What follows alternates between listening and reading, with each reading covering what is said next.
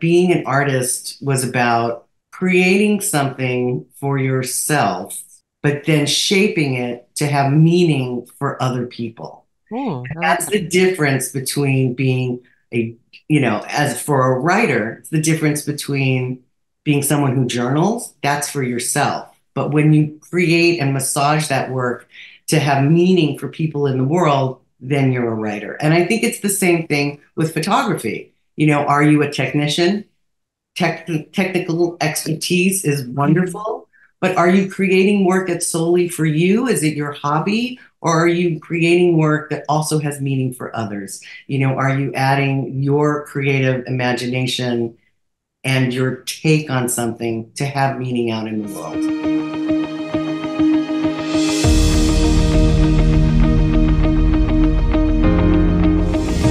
Hello, and welcome to the Studio Takeover podcast. I'm your host, Kat Ford Coates. Today, I am joined by Jana Marcus. Jana and I have been connected through the portrait system for several years. And watching her journey has been really kind of an interesting road because she gets quiet sometimes. And when Jana's quiet, she's got quite a bit cooking up. And her creative work is always so much fun to explore, especially like with her philosophy behind that. So we are here today with none other than Jana. Jana, welcome. Hi, Kat. Thank you so much for having me. It's a pleasure to be here. Oh, I'm Chat. glad you're here. I'm glad you're here. It's interesting, the so far, because I've recorded maybe 20 some odd episodes now. And the conversations range from mental health and business and uh, all of the things, but boundary setting. And now today, we kind of get to touch on creative exploration. And you are a lover of self portraits like I am. So I am curious to see if even those like philosophies are similar or if the approach when we start digging into creativity I find it's always best to start with self because it comes from the heart space. Would you agree? I think everybody's journey is different in terms of creativity. I started photographing myself once a year on my birthday in the 80s. So I now have 40 years of self portraits So cool. that are super fun to look back on, not only just historically like fashion and all of that stuff, but also you can see I got better as a photographer. But yeah, it was kind of a personal thing, to just sort of take self portraits. And it's so funny because yesterday I was like, man, I haven't done self portraits in like 8 months. Better get back to it, girl. That will change. I have a completely new hair color, so it has to, right? Uh, so now with your exploration, I mean, 40 years of self portraits is quite the catalog. And like you mentioned, like you get to see like the progression of your skill set grow. Do you find that you are connected to those self portraits in a heart space, or is it really more about the documentation? This is about the documentation for me. I'm a documentarian at heart. My first 20 years as a photographer was as a documentary photographer. And Okay. so for me, it was much more of a kind of a cataloging kind of thing, to just capture the moment and remember it, knowing that one day, where I am right now, 40 years later, it would be a riot to look at. Interesting, because for me, it started out as not really so much a documentation piece. It was really more about keeping my creative chops up during COVID, uh, and still being able to explore lighting setups even though I was at home. And I realized in the moment of the shooting, like how much of an impact it had for me as a human being. There's that catalog, right, of body of work that has evolved from that really spawned other ideas and other concepts. My self portraits tend to be pretty cut and dry. Like there's a tripod involved. I'm not going to get super fancy with it. I'm going to tether and go. Yeah, I'm Uh, the same way. I don't, it's not a big fancy set or anything. It's just kind of like you. Oh, I have a new hair color now. I'm gonna take a picture of myself. awesome. Or it's my Well, birthday, celebrating that. I mean, I think my story is different than a lot of people who are in the portrait system or that maybe you've had on your podcast. Because I started in art school 40 years ago in New York City, where creativity and creating art was what was taught and Mhm. expected and was the path. It wasn't about running a business. It wasn't about making money. As a matter of fact, they always tell you in art school, don't expect to make a lot of money, but Oh, you're here to learn about art and creativity. And so I kind of jumped on that bandwagon of thought because that was all I knew. This is the old days, back when there was dark rooms and negatives and, oh, I you can know, smell it from here. I know, Yes. right? I know I missed the dark room actually. That was when I was in art school, you actually could smoke cigarettes in the dark room. Like that's how crazy toxic it was, right? Nothing But like developer and camels. fast track to death right there. Yeah, I kind of did that whole art school mentality thing where what you were discovering was your creativity, your point of view, and it was about your passion. It wasn't about making money. So for Mhm. me, it's really only been in the last 8, 9 years of my photo journey that I've come to running a studio and understanding how to run a business and make money and totally flip that whole storyline that was taught to me back in art school, Oh yeah.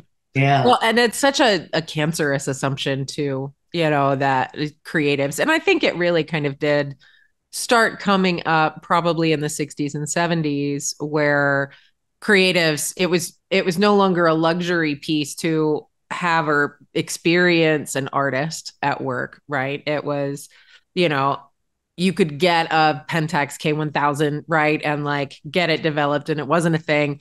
And, photography and artists kind of started coming down the rung. Whereas, 100 years ago, it was really more about like only the rich could afford this thing. And so we did this like deep dive gradient of, Mhm. oh my God, nobody can afford it. Oh my God, who do you think you are for even charging $5? And so now there's this evolution of all of this education around like, okay, this is how you get to just break even. This is how you make money. And bringing that back, putting money in the hands of artists is such a powerful purpose. Well, it's Um, it's astounding because this was never the mindset, even 15, 20 years ago. I mhm, mean, like photography is an incredibly competitive field. mhm, Photographers are incredibly competitive with one another. Not that I've ever liked that, but it always felt like the top photographers had the secret and right. nobody knew what that secret was. And when I was young and in art school and living in New York, the way you kind of upped your career was you started as an apprentice and then moved up to being an assistant in a studio. I studied with, or I apprenticed with two fashion photographers and moved up to assistant. But by the time I moved up to first assistant, which is when you buy clients off Uh-huh. of the photographer, I realized I didn't really want to do fashion photography. I didn't like that world at all. But that was the road that you took, to get to a career.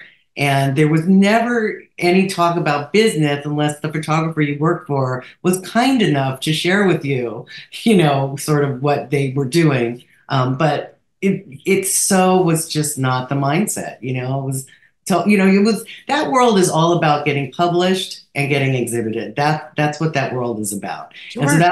that was the path that I took, and decided to go into documentary photography because although I loved fashion photography, I really wanted to say something about the world around me. I wanted my work to have more meaning. I really became fascinated with documenting my generation and getting wheels of social change in motion through the art of photography. And that was my raison d'etre for like 20 years. That was what I Okay. did. And I got published and I won a crap load of awards and I was getting noticed as a photographer, but I wasn't making any money at all. And I always had another job. My whole life, I always had another job. But it's funny when I look at where I am now as a making a lot of money at my studio. When I look at it now, I spent that first 35 years following my bliss, following my passion, photographing what I wanted to photograph, and things that were interesting to me. So it was always about the creative process for me. Whereas now I'm running the studio and I love it. And I feel like I've really gotten to incorporate a lot of the things that I love about studio photography, fashion inspired imagery, and wrapping that all up with like great customer service and offering this at the studio. But now for me, Kat, it's all about running a business, Right. So it's the flip side Now, of how did you or when did you transition from documentary with a job into the portrait space and then into full time with that? I did a number of documentary projects. I had my first book published in the mid 90s. So my first professional job at the age of 19 was shooting for The Clash in New York City. Oh, fun. Yeah, and so I was in art school, and they actually helped me get a job at Sire Island Records in the PR department. And so I was shooting bands in New York in the 80s that were coming over for the first time to America, like U2 and stuff like that, and going to art school. It was the greatest youth in the world. That Like sounds like the perfect it collegiate was so experience, fun. It was actually. great. And so while I was doing documentary photography, I still continued doing performing arts photography. Still Okay. shot a lot of music, shot a lot of theater. My whole family was sort of in the theater world. And so I wound up doing a lot of theater photography. So I kind of had two things going on, documentary work, theater work. And that's kind of where I was for about 20 years. In my late 30s, I decided to go back to graduate school and get my MFA in photography.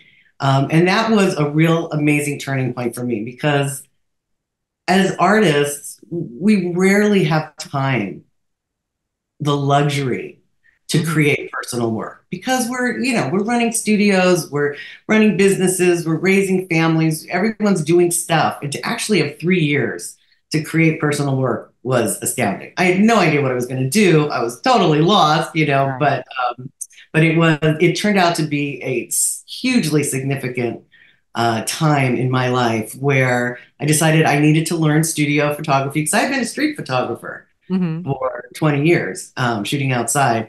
And I wanted to learn studio lighting. And I decided to do a documentary project that was in the studio and doing portraits of transgender people. Hmm. And this was back in the early 2000s. So spent 3 years doing that. And it was sort of interesting how I came to that topic, but that's another story. But that was sort of where I started transitioning more into portraiture and studio lighting. And of course, studio lights do not come with instructions in the box. Someone has to teach you how to use those things.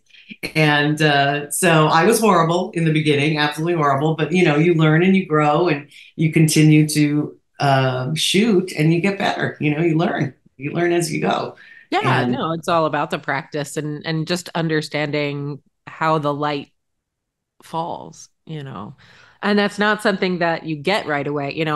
I tell my clients a lot of times I'll be like kind of seeing how the light moves on their face and when they turn in different directions and they're always like, "What? Why is she looking at me like that?" And I have to be like, "No, look, I'm sorry. I'm just watching the light and how you move. Pay no attention." for me, it was always just the technical part of the equipment. Like, there's never any instructions. Like, how do you make this thing work? But for me, like I had been shooting black and white street photography for so long that I literally saw it in black and white. Like I could see exactly what something was going to look like as a black and white image. Mhm. But transitioning was super fun, and the work I created in graduate school completely changed my life. It became a body of work called Transfigurations, which toured the country for 6 years. Awesome. We gave lectures. I and two people who were in the show or in the body of work gave lectures everywhere from Stanford University to New York City. And then it went on to be a book that won Best Book of the Year and completely changed my life. So, as I had shared once with Nikki on her podcast, I was literally at the top of my game. People knew my name. I had won all these awards, but I still was making absolutely no money. Oh. Well, and there comes a point where you have to say enough, right? And I've said it 1,000 times. Enough is a decision, not an amount. And, you know, coming from the space of decades and decades of not making any money and hustling and working and learning and growing and still not making any money, at some point you have to be like, this has to stop. I have to find a way now. Like there is no ifs and or buts. Well, and for me, it was funny though, Kat, because I didn't realize I was missing anything. Like I just figured I had my job and I was creating Mhm. my art, which was my passion. Right. And I was getting exhibited, I was getting published, and that was great. I didn't really realize I was missing anything because I didn't see myself as a studio photographer or a business. I didn't. Well, So it was in 2014 that I got laid off from my longtime side gig. mhm. And I was now in my 50s. And as I always say, when there's a fire at your feet, that's when you're going to move fast, you know? Mhm. And that was actually I found Sue Bryce and Sue Bryce Education, which is now the portrait system. I was floored because I thought, here's this amazing woman telling us things that nobody talks about, how Uh-huh. to run a business. And that's exactly what you're doing today, Kat, you know. And this is so beautiful and amazing to me because, like I said, these are not the things that are taught in school. They are not the things other photographers used to share with each other. And you guys have really changed that whole trajectory for artists Absolutely. and just that whole world because now there is these supportive communities of photographers that are helping each other, supporting each other, and have incredible mentors like you and Sue and so many others who are really just giving invaluable instruction to people, you know. Well, That's thank you. that's what changed my life. Absolutely, you know, and my big revelation was that my whole life I thought of myself as a freelancer. I never thought of myself as a business. Mm. And so when I started, you know, digging into these kinds of classes, it was like, oh, okay, wow, business mindset, whole new world, whole new world. But I, you know, I just, like I said, when there's a fire at your feet, you're going to fly. So I was like, we're going to do this. Oh Enough yeah. is enough. I've just wanted to be a full-time photographer my whole life. Never really knew that I could. And I think what's so great about the way that, you know, this education, whether we're talking about the studio takeover or the portrait system and Sue's leadership, it's about getting money into the hands of photographers because, you know, like you assumed that what the art school told you was just truth, right? Because at the time it was, and carried that through, right? Imagine what your life could have been like, right? Like leaning into the business side of it earlier on. Like now it gets to be yours because you've done the work, you've created the business structure, and you're able to make money and change people's lives and do what you love and be creative. Like that's got to be a really incredible feeling. It is amazing. It's wonderful. And I wish that I had the opportunity to have that experience earlier. But you know what? Everything happens when it's supposed to. Yeah, absolutely. And it wasn't, I was meant to do all the other things that I did, you know. Mhm. So Well, and creating a body of work and touring the country and creating a book and a documentary series for, you know, transgender people, like that's a big fucking deal, John. it was a huge thing. It was a huge, it exploded in a way and, you know, and this is part of the creative process too, which is that when I went into art school, like I'm sorry, not art school, graduate school, Mhm. MFA, had this 3 years to create work. I had no idea what I was going to do because I had literally just been working my job, doing theater photography, doing headshots for actors and business people. But, you Sure. know, I was shoot and burn, totally shoot and burn. And I was like, oh my gosh, you know, what do I want to create? What I do love that. I want to create? You know, and that was a tough one. That was a tough one. And I remember the summer before I started graduate school, my spouse and I had gone to Lake Tahoe, and I said, I am sitting here on this beach staring at this water until I figure it out, and I am not moving. And part of the creative process, I think, is getting in touch with what you're passionate about, but more than that, what you want to share with the world. And that was something that had been instilled in me as a documentary photographer, you know. Mhm. And a lot of times, you know, and of course, I went on to teach at San Jose State for a number of years. I would always tell students, look at the world around you. What's happening right in front of you that's interesting to you that might potentially be interesting to other people. And so I had actually rented a room in my home to a young man about 6 months before graduate school who came to me and said, I want you to know that I had been a woman 5 years earlier. And I was like, wow, I didn't know men could become women, and or I didn't know women could become men. And it was fascinating. His story was fascinating that he shared with me, and I kind of stored it away in my brain. But when I went off to graduate school and then sitting on that beach at Tahoe trying to figure out what I was going to do, I was like, okay, let's just think about what's fascinating to me. And I think, Kat, in all of my documentary work, I'd always been interested in photographing things I didn't understand and trying to find Oh, answers through the camera lens.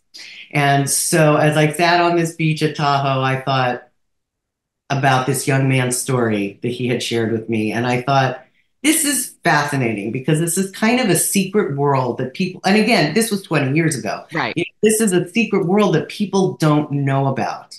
And I thought about it, I thought about it, and I said, okay, I'm going to do something with this. I'm going to do like interviews and photographs. And I went to my thesis advisor. He's like, bad idea. I said, nope, I actually know what I'm going to do. Bad idea, he says to me.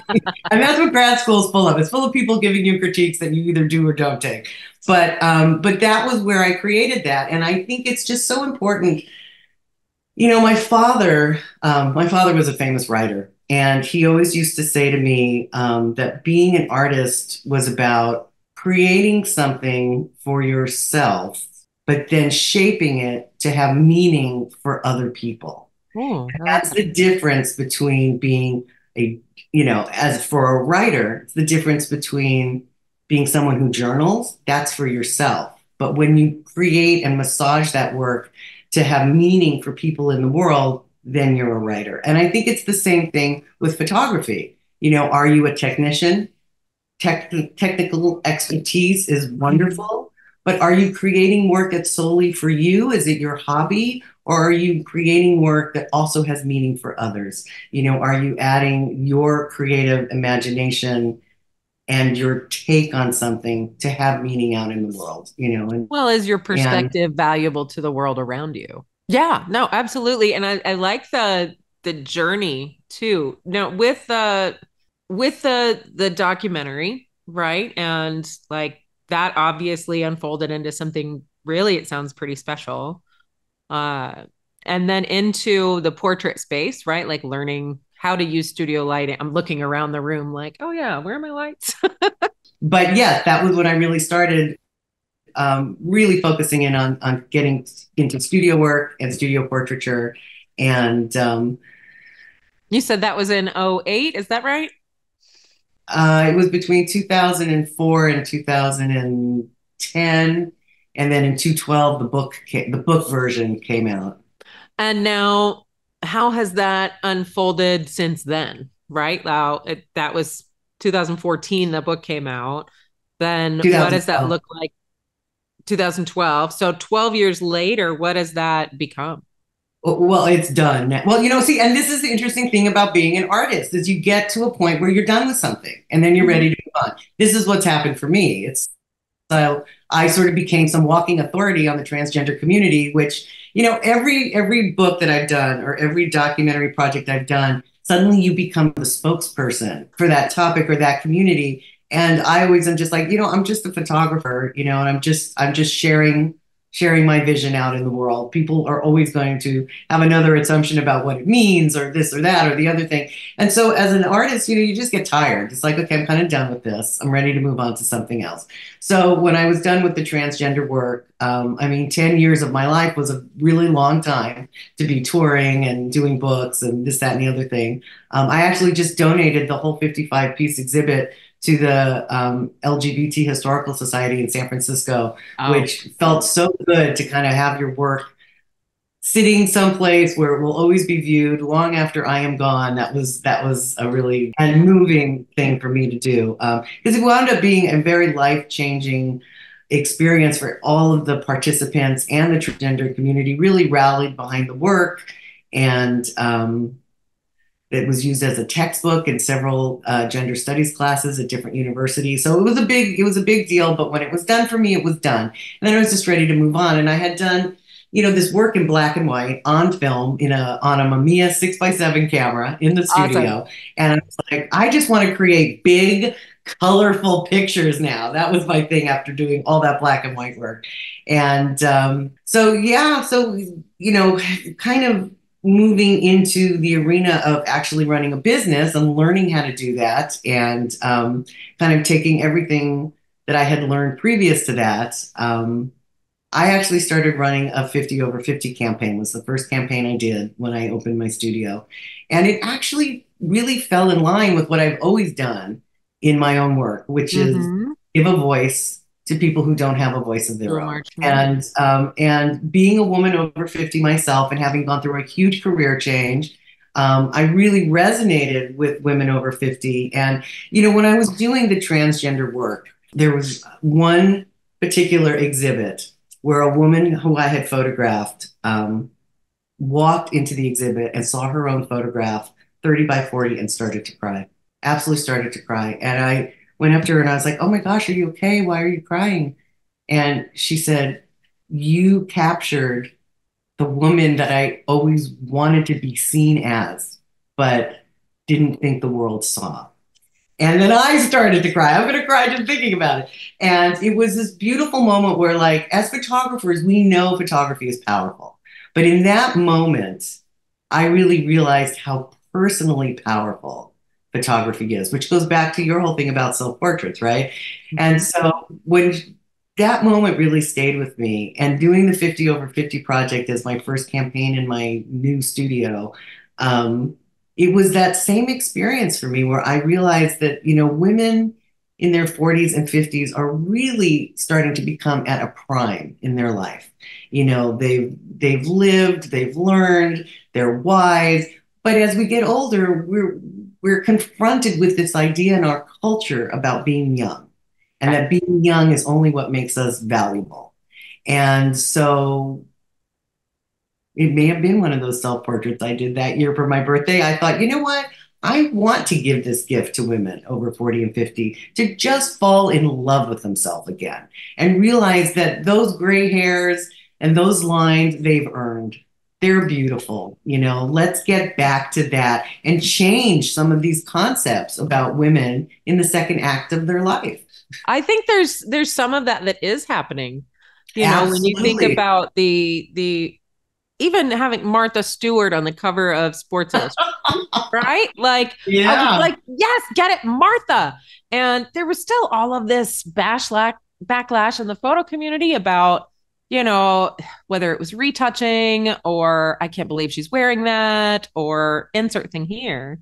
At the end of the day, like Martha's 80, 81. Like, get it together, y'all. Like, She was really retouched, but I still give her the gumption for doing that, well, um, and you got to give it up for SI too for like breaking some molds. Like, okay, fine, heavily retouched. Maybe she looked at it and was like, nope, nope, nope, nope, nope.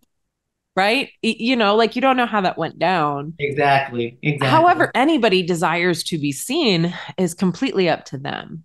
If somebody comes in and they're like, God, Cat, I love that, but right? Like we'll have a conversation about it. But like when you get into the space of, like you had that woman have her experience with this huge piece of artwork of herself and like in such a beautiful way that now she's got tangible evidence that that version of herself exists. Exactly, Oh, exactly. those are the moments I live for. Yeah, they're amazing. They're amazing. And so, yeah, doing this 50 over 50 project not only really propelled the studio, but because I'm so passionate about it, and I really wanted to give this gift to women, and they have, it's been an amazing experience.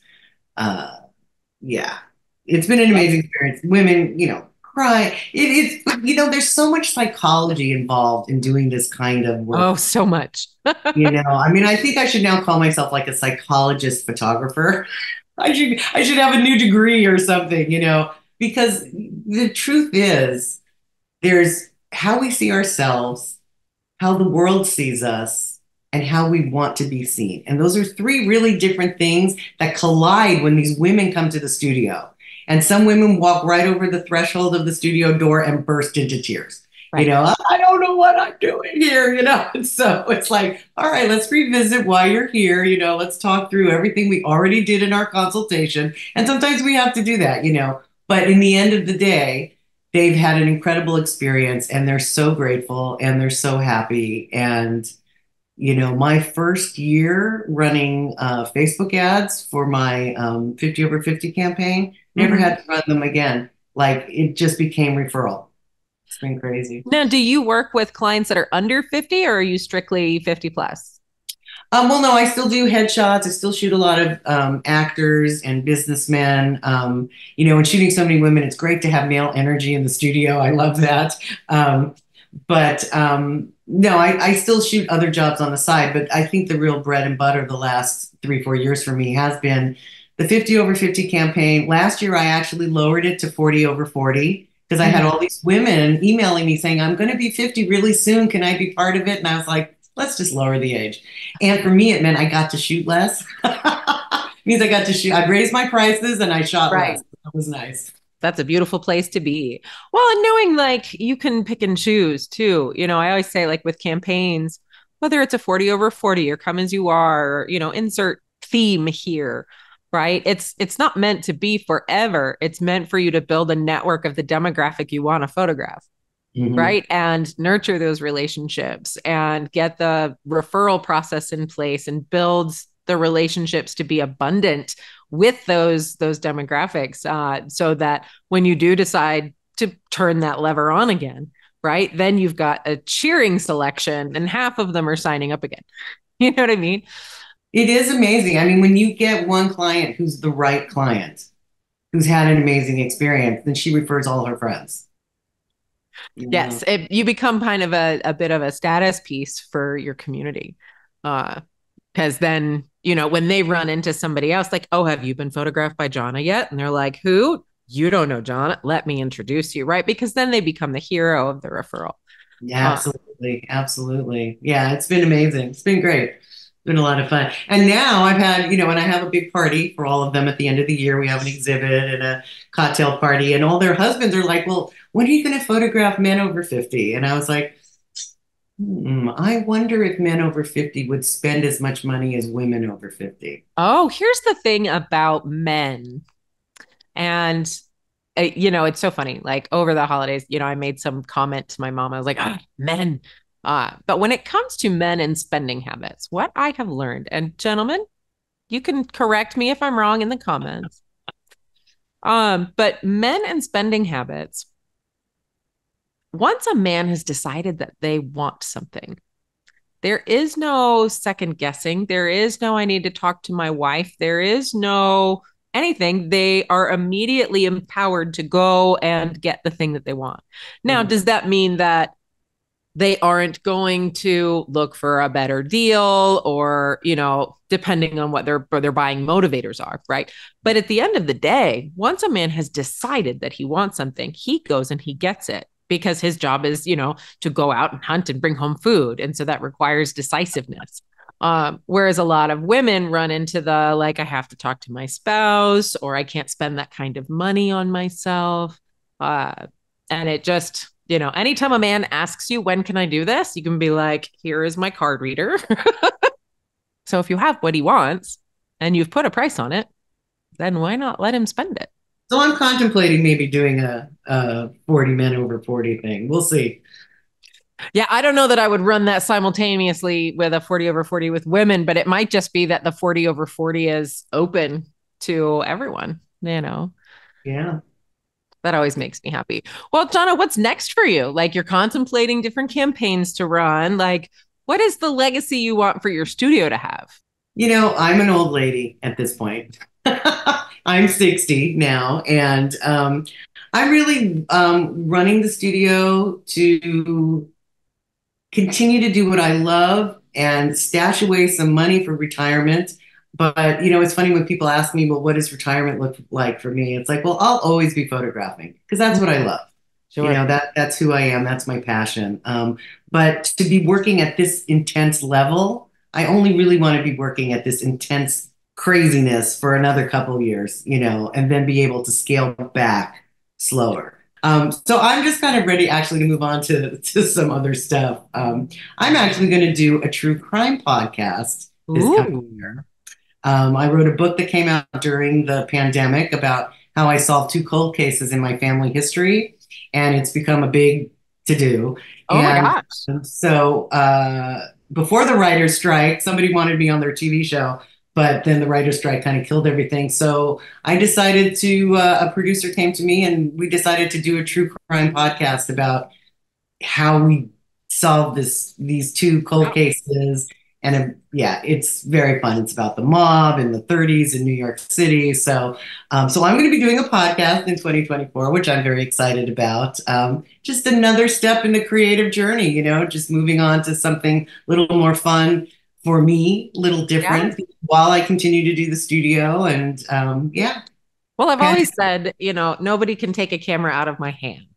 Right. Mhm. So whether that is in the studio business or in the education space, like there's always going to be a camera nearby. But the purpose of being a creative is to create. So it doesn't have to only be like, you don't back yourself into a corner and be like, I can only create photos. Like podcast, write a book, like build exhibits. Like Jana, that's you've got an impressive resume there. I'm excited to get to know you more. You gotta just keep exploring, and I always tell people, like we said before, look at the world around you. What's interesting to you? It might just actually be interesting to other people, but you always have to follow your passion. You have to, I mean, my book, Line of Blood, 28 years of my life to solve these cold cases.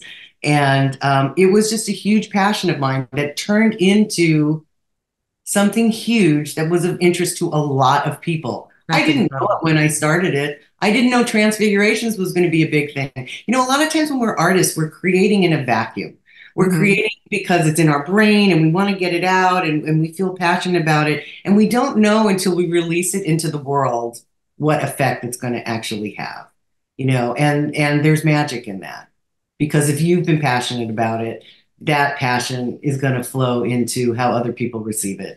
Oh, We absolutely. we see that in our studios all the time, right? Well, it's the energy that you put behind something is what is felt. That's why, like if you're feeling desperate and you send out an email to that inquiry with that desperate energy, they're going to feel that too. That's why it's called stinky, like the energy behind anything. So if it's something that you're enthusiastic about and your heart is driving you for, like the other end of it might not be what you expect, but that doesn't necessarily mean that it's dead in the water either. So that's really exciting. I'm really looking forward to see how this year unfolds for you too. Yeah, it's going to be fun. It's going to be fun. Awesome. Well, Jana, where can people find you? I am J Marcus Photo. That's J Marcus PHOTO on Instagram, and my name is Jana, but it's spelled Jana, janamarcus.com, JANAMARCUS.com. That's awesome. And we're also linking it below in the description for you guys listening on the podcast or here on YouTube. So, guys, thank you so much for listening. And Jana, oh my goodness, thank you so much for being here. Thank you so much, Kat, for having me on. It's a pleasure to talk with you and keep doing what you're doing, girl, because it's amazing work. Love it. Oh, thank you so much. Mwah.